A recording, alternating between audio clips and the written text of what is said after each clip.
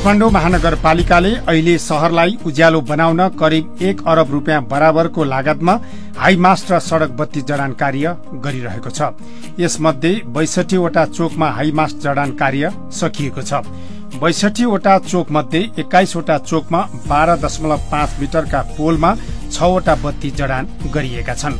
41 वटा चोकमा 16 मिटर अग्ला पोलमा 8 वटा बत्ती राखिएका छन्। यी बत्तीहरू 1000 वाट क्षमताका छन्। सफ्टवेयर प्रणालीमा आधारित यी बत्तीहरू आवश्यकताका आधारमा चर्को र मधुरो प्रकाशमा बाल्न मिल्छ। यस कामको लागत 9 करोड 79 लाख रुपैयाँ हो। सार्वजनिक खरिद प्रक्रियाबाट 9 करोड 85 लाख 22 हजार 144 रुपैयाँमा यो काम सम्पन्न भएको हो। यसपछि रातको समयमा चोकहरूमा यातायात तथा मानवीय आवागमन सहज हुनेछ। शान्ति सुरक्षा तथा सामाजिक सुरक्षा कायम हुनेछ।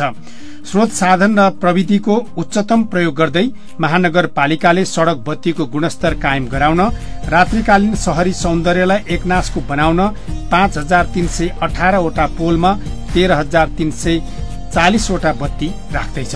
यो काम अहिले सार्वजनिक खरिद प्रक्रियामा छ। यसका लागि 2082 असोज 12 गते सार्वजनिक सूचना प्रकाशित भएको छ। काठमाडौँको भौगोलिक क्षेत्रलाई 4 भागमा विभाजन गरेर काम गर्ने योजना अनुरूप 4 वटै प्याकेजमा प्रक्रिया अगाडि बढेको हो।